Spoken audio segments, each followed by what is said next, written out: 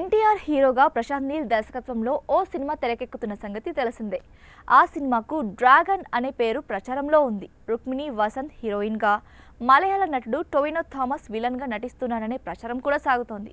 కాగా ఈ సినిమాలో ఓ స్పెషల్ సాంగ్ ఉందని, ఈ పాటకు శృతి హాసన్ అయితే బాగుంటారని దర్శకుడు ప్రశాంత్ నీల్ ఆలోచిస్తున్నారట. ప్రశాంత్ నీల్ డైరెక్షన్లో వచ్చిన సలార్ మూవీలో శృతి హాసన్ హీరోయిన్గా నటించిన సంగతి తెలిసిందే. అలాగే ఎన్టీఆర్ హీరోగా నటించిన రామయ్య వస్తావయ్య సినిమాలో కూడా ఓ హీరోయిన్గా నటించారు శృతి హాసన్. మరి ఎన్టీఆర్ ప్రశాంత్ నీల్ కాంబినేషన్ మూవీలో శృతి హాసన్ స్పెషల్ సాంగ్ చేస్తారా? Let's wait and see. ఇదిలా ఉంటే ప్రస్తుతం డ్రాగన్ చిత్రీకరణ కర్ణాటకలో జరుగుతోంది.